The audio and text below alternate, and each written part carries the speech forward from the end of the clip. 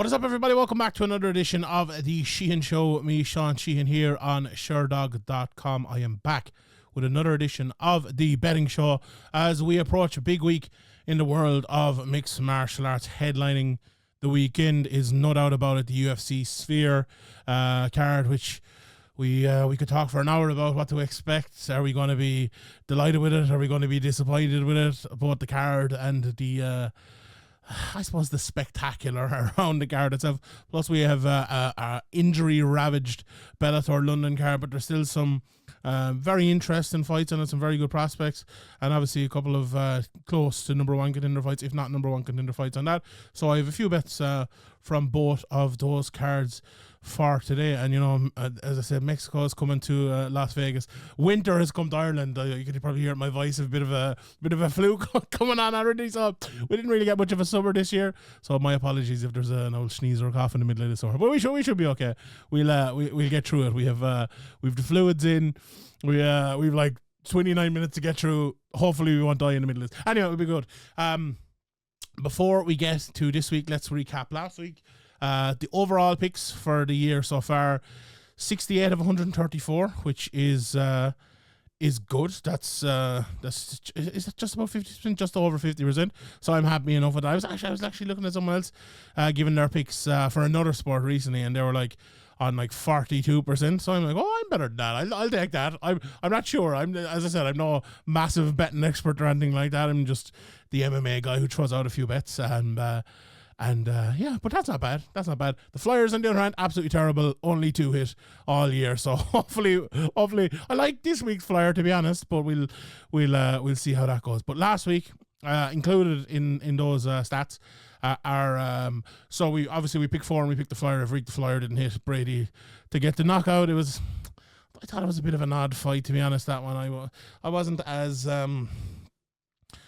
high on maybe the performance and the fight as some other people were. Now maybe I'm, maybe I was taking that bet into account. I really wasn't. I never really do that. But yeah, I thought it was a sort of performance from Sean Brady that, the criticism, and maybe this is the bias here, but the criticism me and Gary got for like not having a better performance against MVP. I feel like Brady probably should have got a bit of that as well.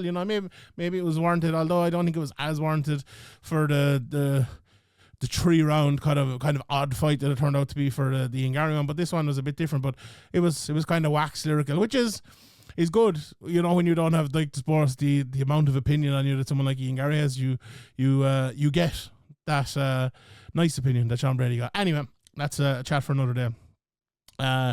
That bet didn't hit. The other bet that didn't hit was Douglas Lima. Honestly, I thought he could have won that fight. I only scored one of the first 2 rounds for him, and obviously the third. But do you know what? I'm kind of going back over it. I think he might have won the first 2 rounds. But anyway, close fight. And then the other 2 that won, Lorenz Larkin minus 122.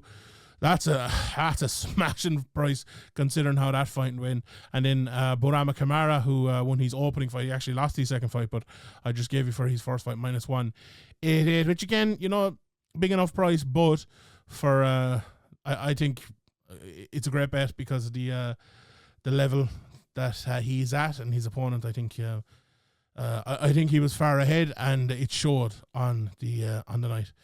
So as I said, overall 68 of 134, which is not too bad. We're coming, we're not too far away from the end of the year now. Only 2 months left. Only probably 8 or 9 UFC events.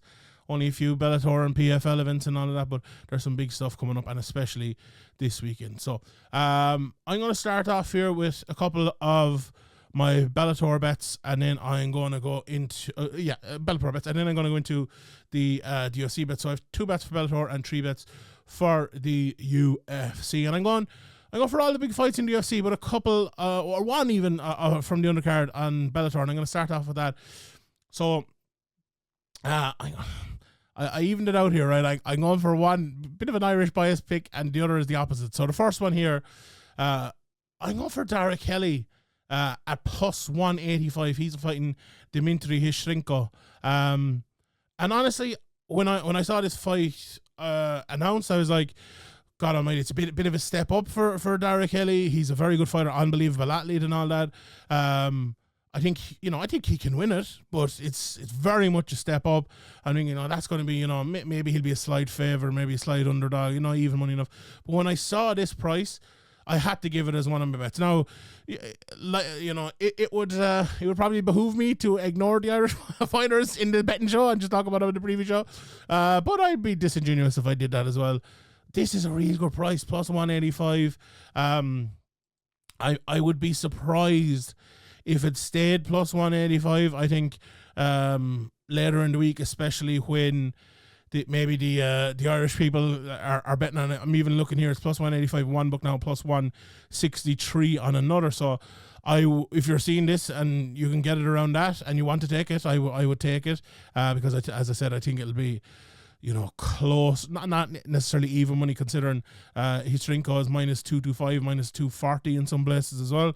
But I think at that price, it's a very, very, very good bet. As I said, to me, it's an even fight for two reasons. One on one side of the fight, one on the other side. I said on the preview show as well, so this is not me, making it up for the betting show or anything like this. I think Shevchenko has he's 3 more fights than him, 9 fights versus 6 fights, both undefeated. He's fought a higher level, and he is a guy who, on paper, if you're to look at his ability, his calmness, his technique in there, I think he's a slight level above Darragh Kelly at the moment. Now, if you give Darragh Kelly 9 fights, and this happens in a year's time, would you say they could be even? Absolutely. Darragh has a real high ceiling, I think, and he's one of those guys. But the one thing Darragh has over a lot of guys and over Dimitri as well is his athletic ability. He is a really, really athletic guy. He's gone in between the weight classes and he's looked good, at 145 and at 155. This one's back at 155, and I actually like him more at 155.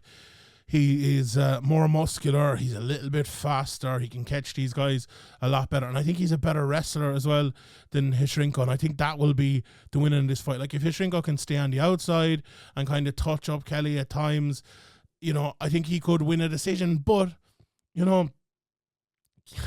it's the sort of fight that I think it's easier for Kelly to nab rounds than it is for Shevchenko.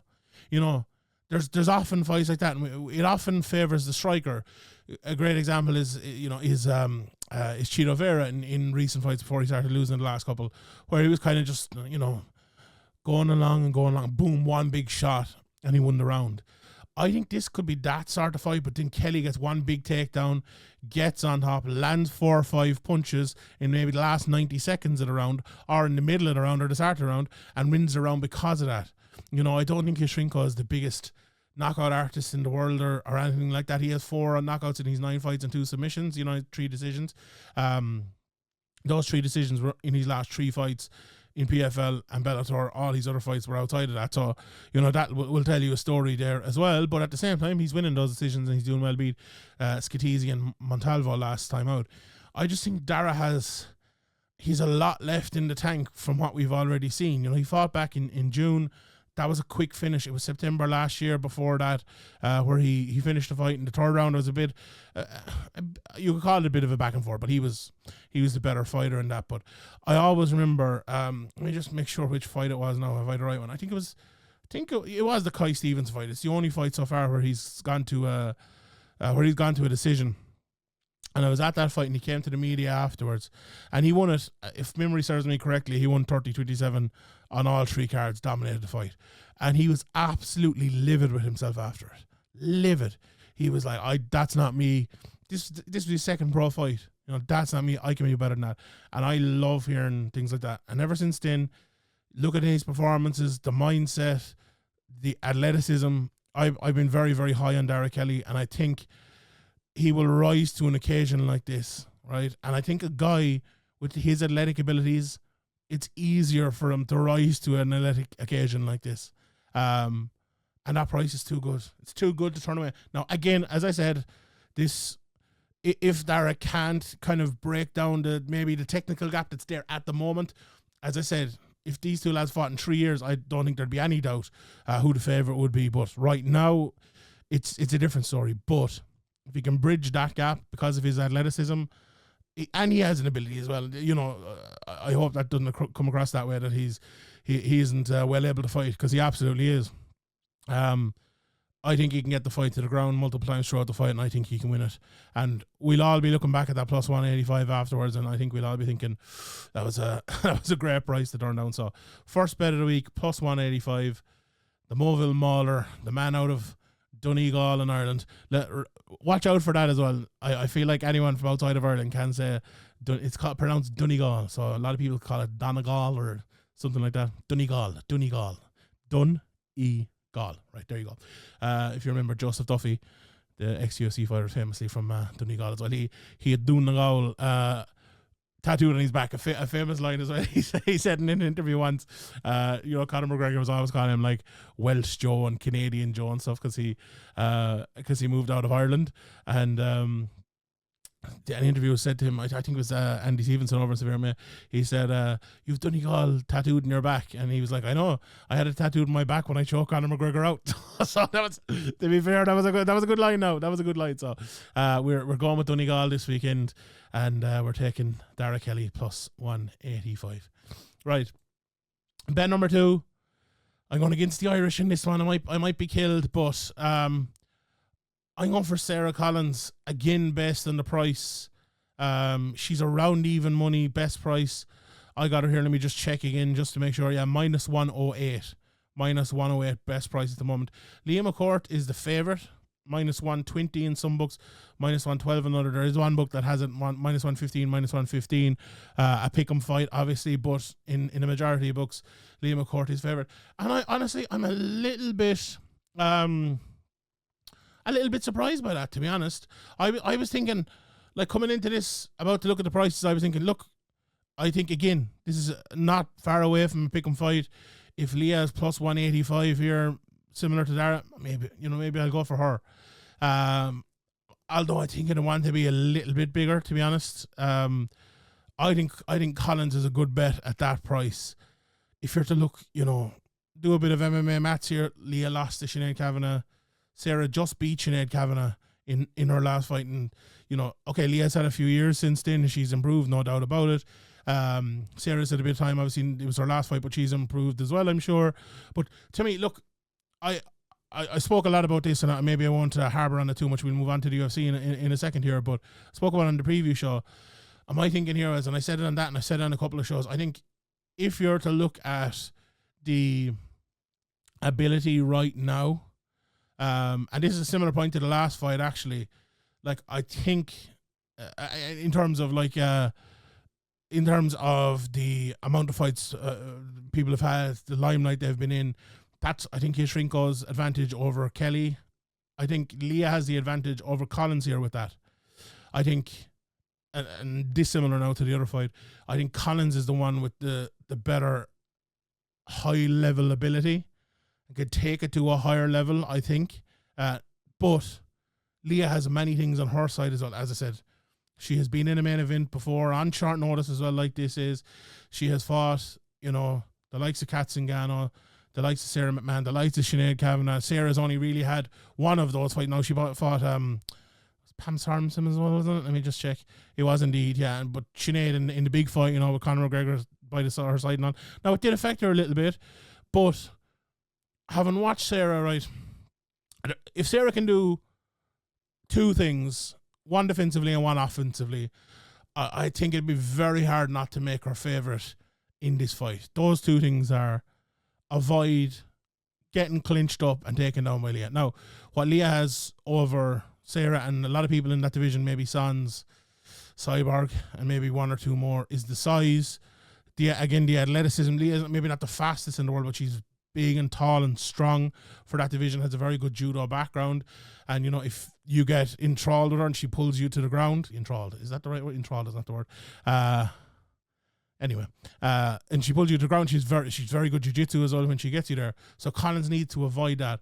But I think her speed, her ability to move her feet. Now, against Sinead, I don't think that was amazing, but I think she'll have learned from that fight again, and we've seen it in past fights before. If she can move around, if she can pick her off, land her fast shots, That's the second part of it. Win the striking is basically the second part of it. Leah has improved her striking. She's a better jab. She's a better straight shot down the middle. But if Collins can get past that and isn't eaten up by it and isn't a massive factor in the fight, I think she'll probably win. So, head going against the heart again. As I said, this is the betting show. We have to take all of that out of it. We can't put any bias into it here now.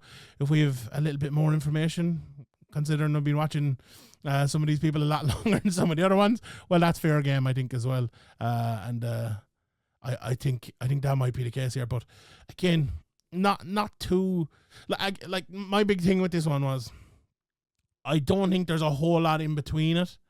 But if you were to think about the betting, I think Collins should be this is a weird one as well. And I mentioned this recently. I don't know if I mentioned on a betting show or on Twitter or somewhere, but I feel like MMA back in the day, I remember when Chris even fought Anderson Silva, and I don't know if it was Anderson Silva, an underdog or something, or coming into that. You used to find bets all the time that were completely cracked. Like McGregor was like 2-1 to knock out Brimage, or 3-1 to knock out Brimage, or something like. You used to find those all the time in MMA, but that didn't really happen as much anymore. I feel it is happening a little bit now, especially in some of these Bellator PFL fights, that maybe there isn't as much information going around, or maybe they look at the stats more than the actual facts themselves. And I think and that's the reason why I think Collins should probably have been more of a favourite, and that's why I'm backing her with one of my bets of the week. My backing her in the fight itself, look, may the best woman win, but one of the bets of the week is going to be Sara Collins, and it's going to be minus 108. Right, let's move to the UFC, but we're sticking to the women's side of the sport, and the co-main event is my next bet. And I'm going for a straight-up moneyline bet. I'm going for the former champion, Valentina Shevchenko, to win in her fight against Alexa Grasso. I've thought about this a good while. Again, I'll give you a bet for the main event. I'll be honest. A lot of my bets this week are going to be very close and maybe based on price. The price here on Shevchenko was the biggest factor in me picking her, no doubt about it. Plus 118 for Valentina. Sorry, plus 120. I'm just after looking at it. Has moved in the last 5 minutes since I wrote this down. Plus 120 for Valentina Shevchenko. I just think that's too much of a price to give up. Like, if this bet loses, I don't. We'll talk more about that in a second. But I don't think you'll be too mad, because it'll either be the end of the road for Shevchenko or Grasso will have gone to the next level or whatever. But if this bet wins and you don't, you haven't betting it or you thought about it, it's one you'd really be kicking yourself over, because Shevchenko should be streets ahead of Grasso. No, they fought twice before and she wasn't, right? Okay. But Shevchenko should win this fight, right? Obviously, the last fight, we had the errant 10-8 that should never have happened and Shevchenko should have won. That came after the first fight where there was a bit of nerves. Obviously she got caught in the submission and lost. She really got badly beaten on the inside for me in that fight. But this one should be a little bit different. She's had a long time. Now, the long time can go in one of two ways. Is she old? Is she finished? Is it the end of Shevchenko? Or has she had enough time to game plan? Have we kind of passed that point where, and I think we passed that point when the last fight was a draw, to be honest, but where the defeat and losing your title and all was like a massive, massive thing mentally for you. I think that tough and all of that really would have helped that. And I think the mental side for Shevchenko coming in here, I very rarely factor that in, because you don't know really. You don't know in these fights if someone's going to be mentally faked up or mentally perfect. But when someone has just lost their title and they're coming in, or someone has just been knocked out and they're coming into a big fight, I do take them things into account. I think it's a bit of a wash because they fought twice before and it's been so long. So I think coming into the first fight and the second fight, I just mentioned there a minute ago, I think the inside battle for Shevchenko to get, a Muay Thai clinch, but also a lot of those kind of hip toss throws to the ground, she couldn't really do it against Grasso. And I think that was an area where She did better on in the second fight, but not well enough. I think she's going to have a very, very heavy wrestling, takedown game, clinch game in this fight. And I think that's what she'll have been working on an awful lot coming into this. Now, I might say she's going to go out and just do that, right? And not strike her at all. Absolutely not. But I think that could be the difference in this fight. I think she is going to respect Grasso a lot more in terms of every part of the game. And I think she's going, like, I was looking at some of the prices for maybe a finish or whatever like that. But I think Shevchenko is going to play the long game, is going to play a more safe game. Now, that's dangerous as well. Look what happened in the first fight.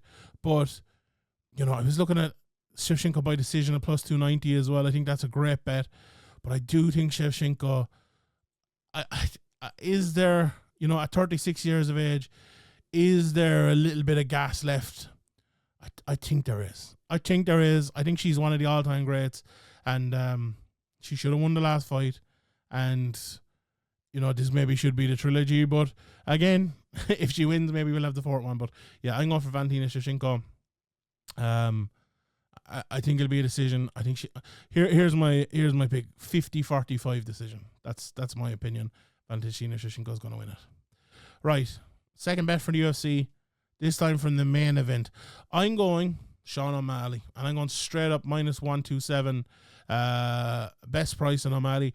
Although, you know, as I'm reading this, the prices are moving on it all the time here on a lot of these fights, which is not, I suppose, not unusual, but you know, with this being in Vegas, I don't know, is that a big part of it? But with this being such a big card, and then, like, Dana White's been all over the shop in terms of he's on this channel and that podcast, and I feel like there's going to be a lot more, you know, movement, a lot more betting on this. Anyway, let's get to my pick. Sean O'Malley. What did I say? Minus 127.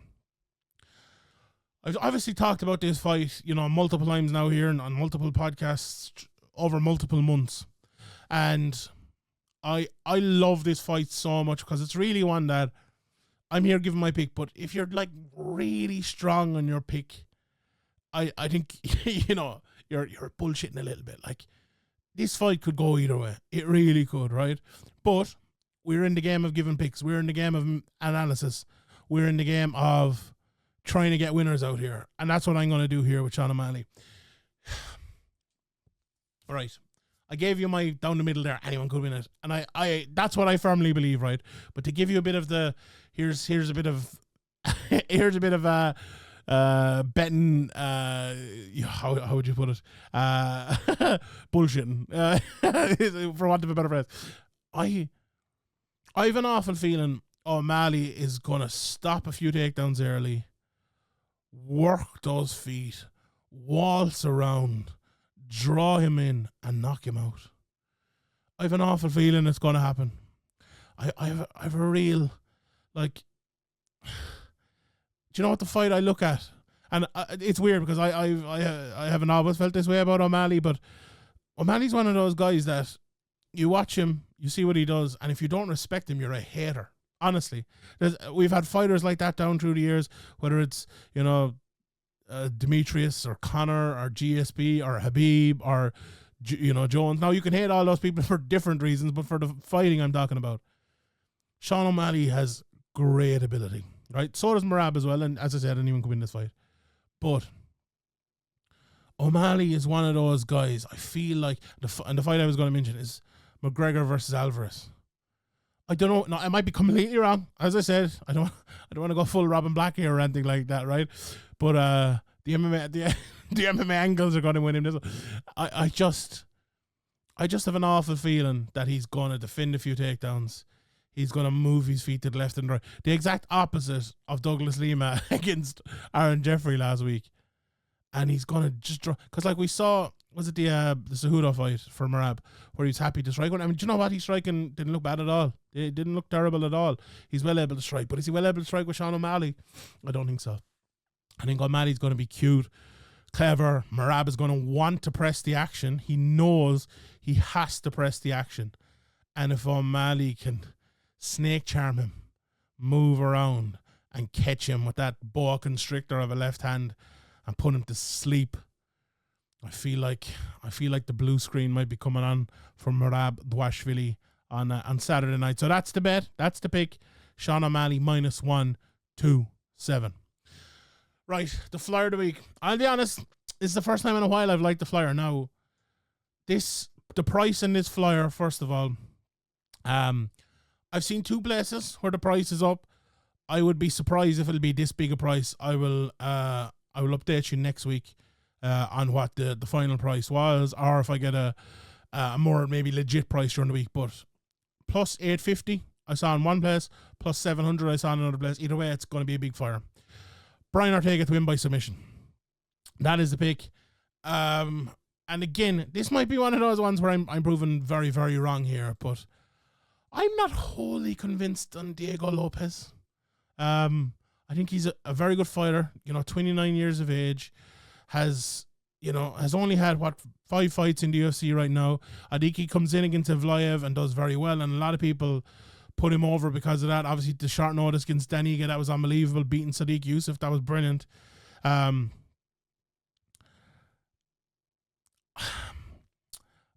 I actually think this Pat Sabatini win is the most impressive one for me, to be honest. Like, I think Evloev, I don't think Evloev is as good as people make. Oh, no, okay, I can just hear the comment section coming from me, right? Plus short notice and all of that. And I have a lot of respect for Lopez, right? But you're fighting against a guy like Ortega. Now, I'll throw an addendum in here. I fully expect Lopez to be winning this fight, right? If this one goes to the decision, I fully expect Lopez to win it, right? Maybe Ortega could nick a round or two, but I fully expect Lopez to win it. I think Ortega is going to go back to the old Ortega here. I think he's going to try to do what he has done many, many times before, and I think he's what he did in his last fight. Look for that submission. Take that chance. Prey on the mistakes and get the finish. So the bet, as I said, Ortega by submission plus 850 I'm seeing now, right? That's the best price out there now. As I said, we'll adjust it. But I have a feeling like Lopez is going to strike on him.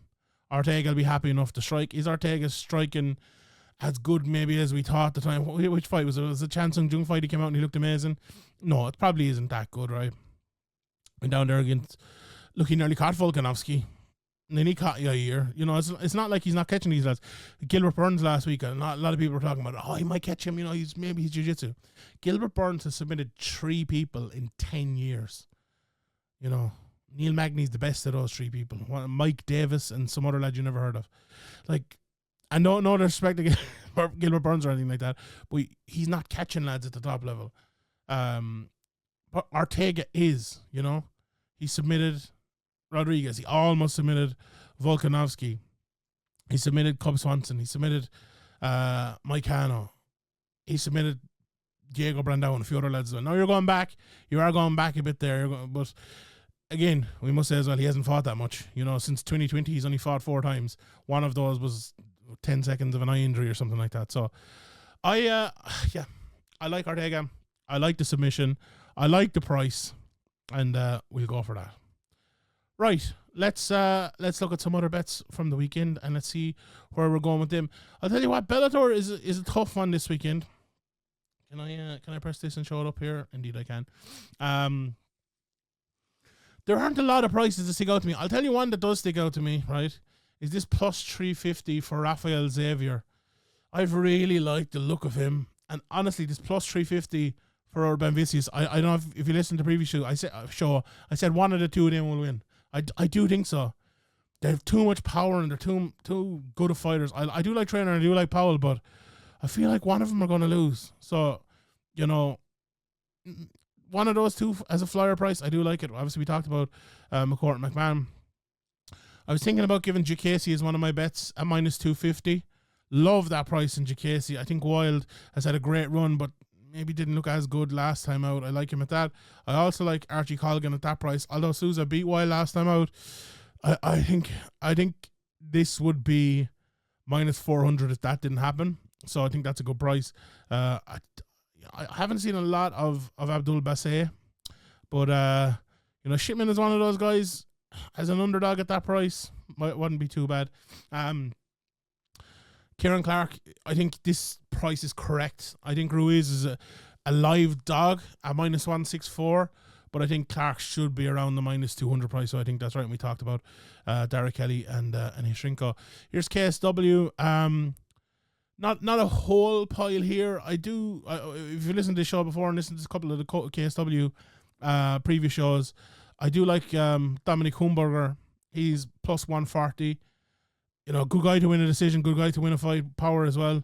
I like Pazuski here at this price. Layad Zarudi has been around. He's fought some good guys, but he's lost a lot of them as well. And one guy I always like to keep an eye on, Daniel Skibinski, fought all over the world, cage wars and all that. He's fighting Leandro Domini. Honestly, I like Domini at that price, minus 110.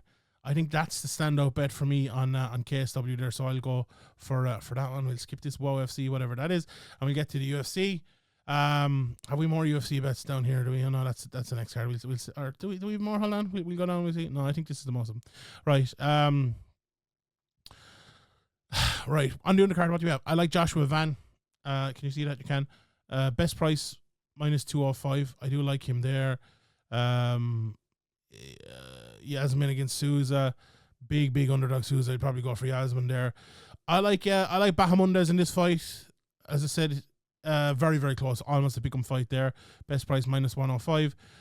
Aldana Dumont, I love this fight. I'm a big fan of both of them. I like watching them fight. I thought Dumont took a level up in the last fight. I like her at minus 110 in that one. I like Odi Osborne actually as the underdog here, and I like Zellhuber as well, but he's a big enough favourite. Then we have Ortega Lopez, the straight up price on that. Lopez minus 170, best price minus plus 160, best price on Ortega. Let's look at some of the bigger bets on that. If you fancy the overs in that, over 2.5 rounds, minus 132, over a round and a half. Let's see what its favorite. Fight goes to decision, minus 106. Fight doesn't go to decision, minus 120. So it is favored to go to a decision, which is interesting enough there. If that's the case, Lopez win the decision plus 220. That's a good price actually. Honestly, maybe you double that up. Win a bit of money somewhere. Lopez decision or Ortega to win the submission. Is Ortega by submission here? Just so you know, I'm not lying. It is mine plus 850 there. So I like that price an awful lot. The co-main event in the straight up price is Shevchenko. Plus 120, as I said, best price minus 135 there. Fight goes decision minus 162, like that. Shevchenko to win by decision. Let's see what that price is. Plus 290 again. Another one I was looking at. Grasso wins decision plus 160. Again, I think it'll probably be one of the two of those. If you fancy Grasso to get submission again, she did it in the first fight plus 525. Maybe you like that. Nothing else that really sticks out to me there. I do honestly. I do like that minus 162 fight goes to decision there. If you haven't a strong feeling, Merab and O'Malley, Sean O'Malley. As I said, this has moved in plus 120 a few minutes ago, plus 118 now, minus 130 for O'Malley. You see, as I said, the prices are moving around all the time. This is an interesting one. Like I actually fancy O'Malley early, and if you're to look at that under 2.5 rounds plus 220 or under 3.5 rounds, what about even under 4.5 rounds plus money plus 114? Fight goes to decision, best price minus 128. Fight doesn't go to decision, plus 100. Honestly, I like that. I also could see like if O'Malley doesn't knock him out, Merab absolutely tearing him apart and maybe getting a finish. So I like a lot of that. Here the prices on O'Malley to get the knockout, plus 200 best price. Dashvili to submit him, plus 1900 best price. Dashvili to get the knockout, plus 1,000. Like, could you see Dashvili taking him down and O'Malley getting hurt or something? If you fancy that, if you fancy Dashvili to win, that plus 1,000 is a real stick out there. So there's some interesting prices on that one, and some money to be made over the weekend, and hopefully we do that. So let's recap the bets. Before we do that, let me know in the comment section below, what is your best bet for the weekend, whether it's UFC, whether it's Bellator or whatever. Let me know your best bet for the week, and next week we'll read out who got it, who got the best bet for the week. So to recap, 5 bets for this week: Darragh Kelly plus 185, Sara Collins minus 108, Valentina Shevchenko plus 120, Sean O'Malley minus 127, although that's moved out now a little bit, but we got it there 5 minutes ago. And Brian Ortega to win by submission plus 850. All right, everybody. Thank you very much for tuning in. Please bet responsibly. My name is Sean Sheehan for Sherdog.com, and I'll see you all next time.